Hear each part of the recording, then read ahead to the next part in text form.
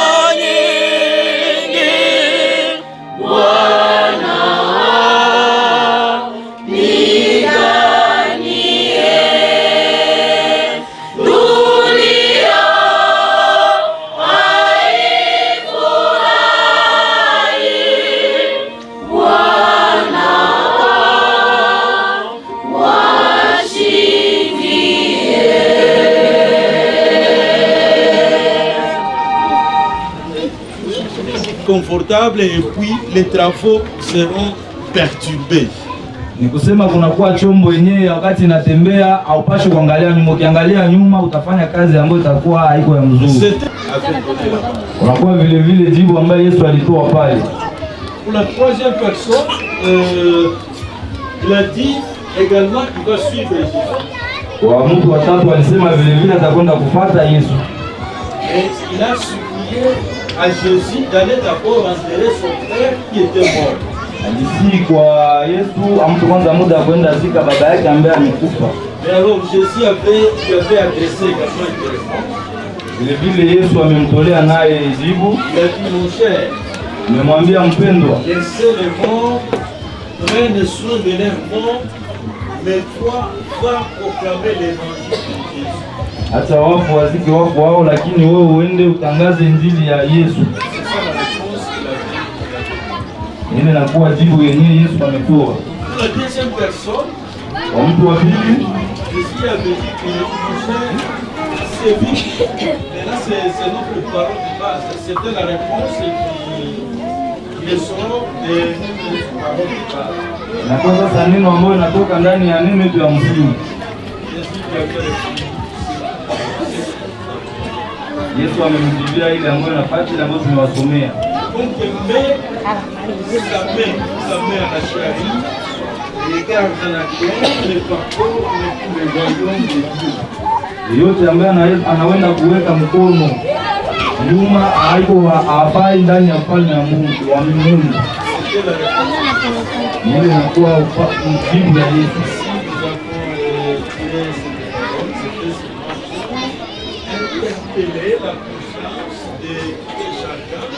La conscience de tout le monde pour que nous puissions savoir comment suivre Jésus. Et pour que nous puissions également savoir ce que nous devons faire quand nous sommes déjà avec le Seigneur, quand nous sommes déjà enfants de Dieu. Kama tumewasomea hii neno, ni makusudi kila mtu tusisimue ndani yake ni tunapasha fanya wakati tunakuwa watoto wa Mungu. Jésus, il a expliqué ça. Yesu amefasiria ile. Il a pris cette parabole pour expliquer que celui qui est prêt déjà à le suivre, il ne doit plus regarder en arrière. Yesu alikamata mfano makusudi ya fahamisha watu yule ambaye anatamani kumfuata apashe kuangalia tena nyuma. Parce que là, si dans l'histoire, si on peut aller dans l'histoire, la charrue c'était une machine qui était tirée par un animal. C'est-à-dire, on mettait peut-être une corde, on n'était pas là, mais d'après une petite histoire, on mettait une corde et puis on attache ça sur un animal et puis l'homme est là, il est en train de voir, il est en train de conduire cette machine-là. Kama tunaweza ingia kidogo ndani ya hadithi, ilikuwa ni mfano ya kukamata nyama wanaweza kokota na kamba. Et on continue à faire les travaux champêtres. C'est-à-dire, c'était l'histoire d'un agriculteur qui labourait. Ilikuwa hadithi ya mlimaji mmoja ambaye alikuwa anafanya kazi. Confortable et puis les travaux seront perturbés. Ni kusema kunakuwa chombo yenyewe wakati inatembea haupaswi kuangalia nyuma. Ukiangalia nyuma utafanya kazi ambayo itakuwa haiko ya mzuri. Il a voulu exploiter cet exemple. Il a voulu utiliser cet exemple pour enseigner les disciples. Ni kweli Yesu alitamani kutumia ile mfano kwa kufunza wanafunzi wake. Il voulait qu'ils puissent prendre seulement la ligne droite, qu'ils puissent regarder seulement de devant, ne plus regarder derrière comme ils sont déjà disciples de Christ. Kusema alitamani tu afate mstari wenye kuwa sawa, asiangalie tena nyuma, kwa kuwa walikwisha kuwa wanafunzi wa Kristo. Maintenant, peut-être ça peut être une histoire si nous la considérons dans cette manière-là. Sasa inaweza kuwa sawa vile hadithi kama tulikamata mwali ile. Mais si nous pouvons transposer cela pour nous, à notre époque, nous ne pouvons plus nous conduire selon notre propre volonté, mais nous devons nous conduire selon la volonté de Dieu. Wala tutajiongoza sawa sawa na mapenzi yetu wenyewe, lakini tutaongozwa na Yesu. Suivre les enseignements que Dieu nous adresse. Tunapaswa, tunalazimika kufuata mafunzo ambayo Yesu anatutolea. Là, nous serons à mesure de regarder de devant. Bali tutakuwa tayari kwa kuangalia mbele. C'est ça, regarder avant.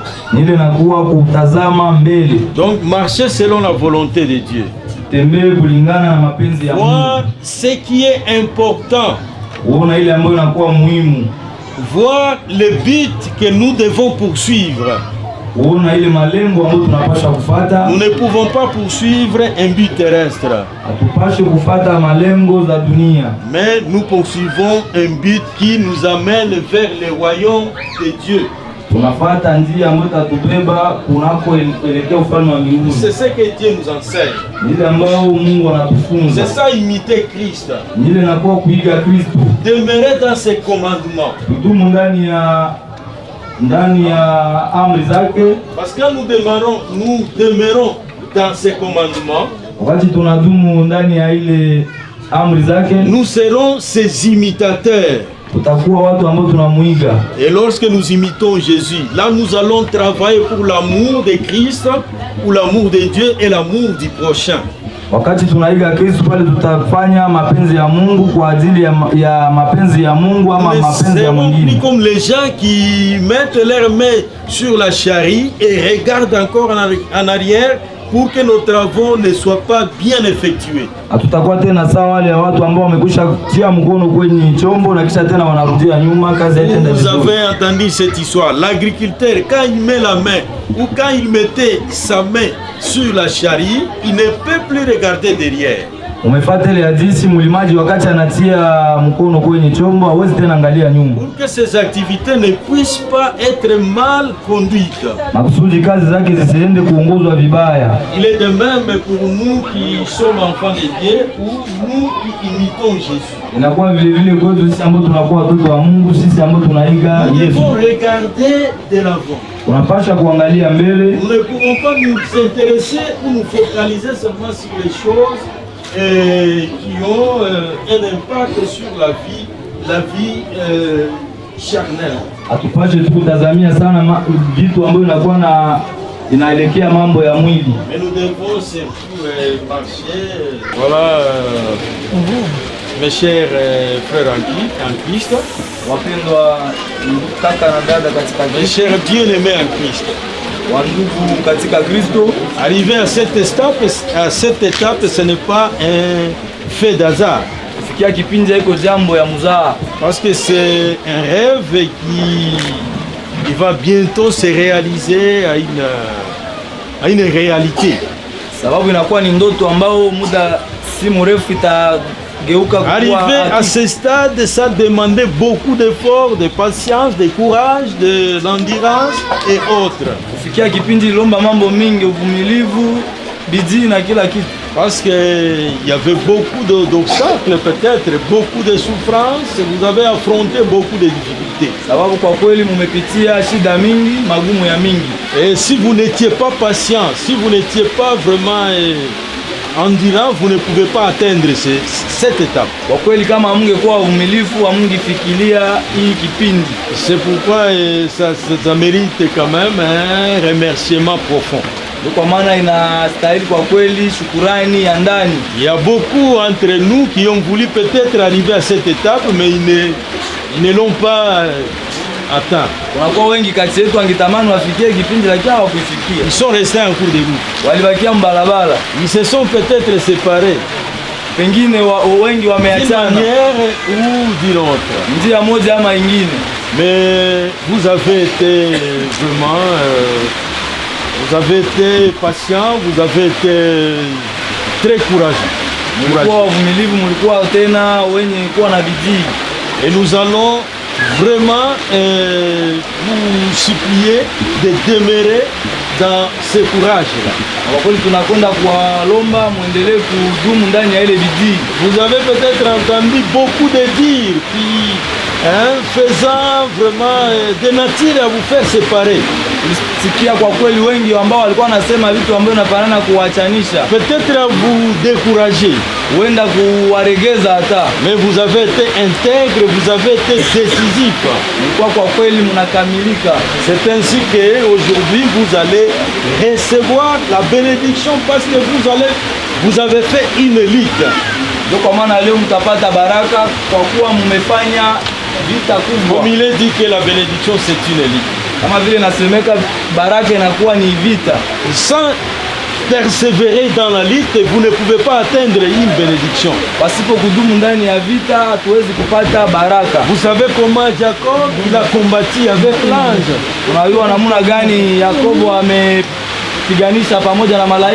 Vous savez beaucoup d'exemples dans la Bible. Alors c'est le moment aussi pour vous, il est aussi de votre cas que vous venez d'affronter cette journée. C'est vraiment précieux. C'est encourageant également la mort.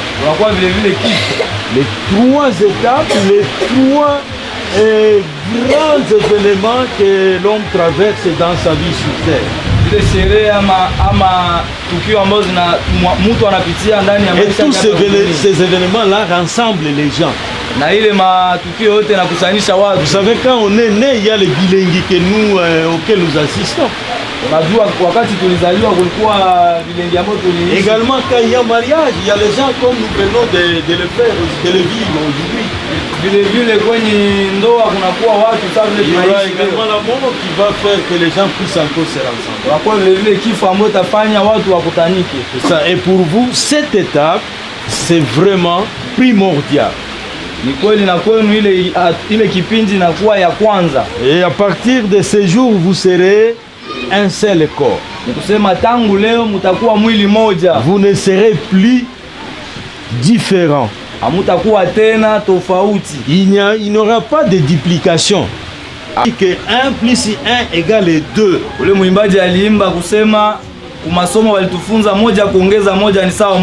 Mais pour Jésus ou selon pour Dieu ou selon la Bible, 1 plus 1 c'est 1.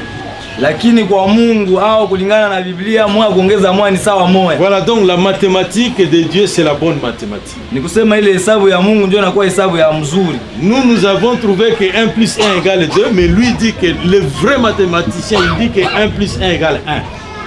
Sisi tunasema moja kuongeza moja ni 2, lakini yeye mwenye hesabu wa kweli atuambia moja kuongeza moja ni sawa moja. C'est pourquoi il faut suivre la voie du meilleur mathématicien, c'est Jésus.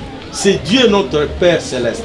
Kwa maana inatulazimisha kufuata njia ya ule ambaye anakuwa anajua hesabu zaidi ni Yesu. Malgré que vous serez un d'enfant. Aujourd'hui qui va faire à ce que vous puissiez être unis, que vous puissiez être un. Kusema kulingana na tendo ambalo umechagula, tendo ambalo itaruhusu leo mkue mmoja. Je vous pose cette question devant l'assemblée que je mettrai ou j'ai mis comme témoin et devant Dieu qui nous assiste à cet instant. Na ulizo ile ulizo mbele ya shirika ambalo tumetia sasa vile shuhuda na mbele ya Yesu ambaye Mungu ambaye anatusikiliza kwa muda. Vous êtes prêts à vous engager à demeurer fidèles devant Dieu, devant le Seigneur et devant les hommes, l'un à l'autre, à persévérer dans les bons comme les mauvais jours. Vous êtes prêts à rester fidèles l'un à l'autre et à rester également fidèles au Seigneur dans l'église de Christ. Si tel est votre désir, vous pouvez répondre oui avec votre sincérité. Donc, répondez-le par un oui audible et sincère.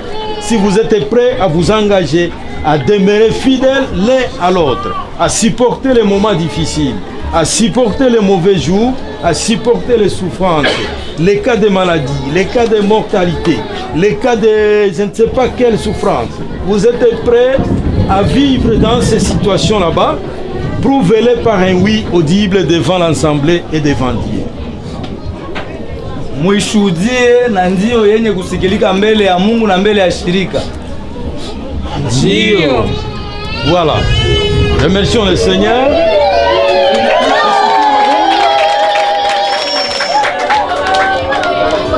Bon Père Céleste. Baba mwema.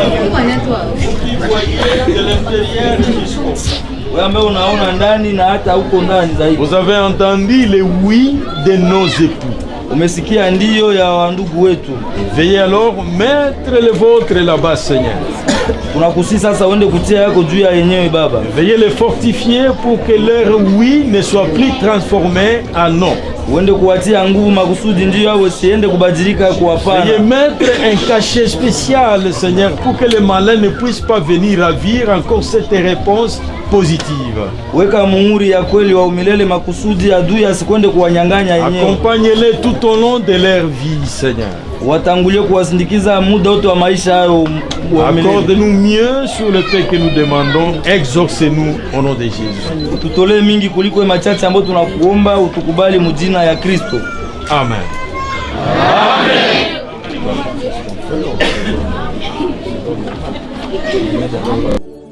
Ye oyo kobombe sili ye oyo ata bambonge ye oyo elamba yango yo.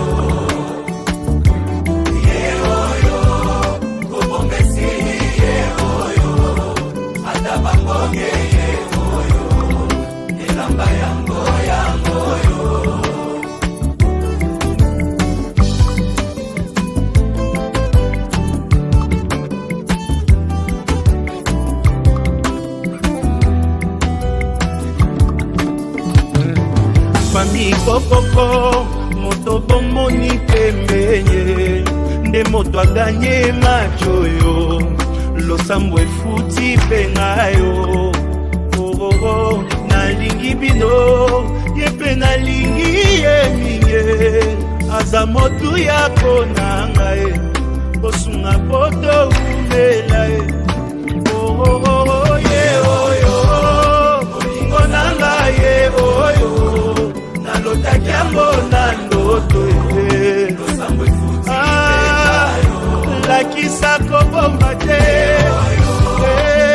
esili ye oyo ata bamoye ye oyo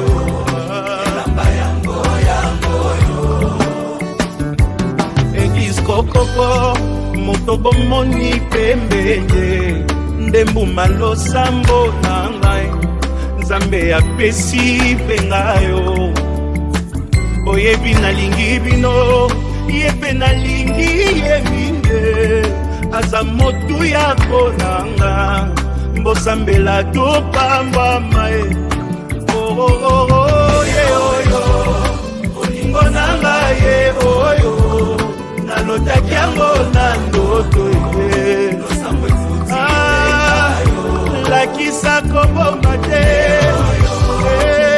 esili ye oyo ata bamoye ye oyo moto akotika te akende ye oyo yakotika te alela ye oyo moto akolengela ye oyo Nzambe apesi moto akomema na famille moto yakoyokela ye oyo wakunyumiza moyo wako natosheka mami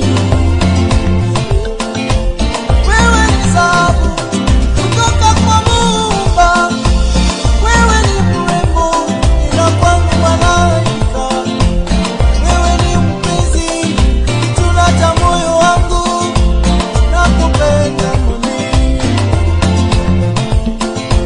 shikilie nikushikilie sitaki mwingine wako natoseka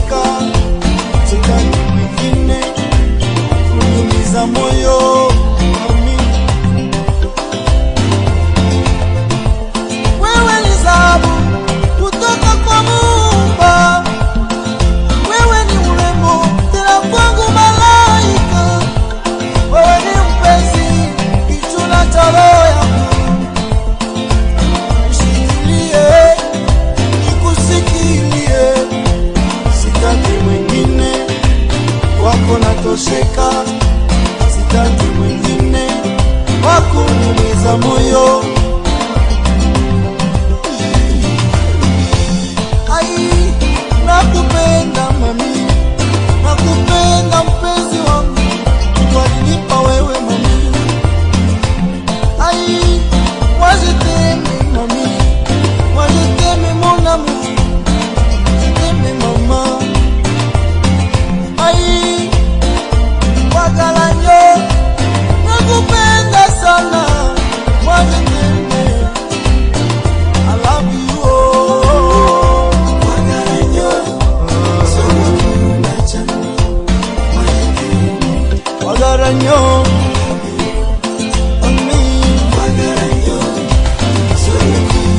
nakupenda sana, wagalanyo.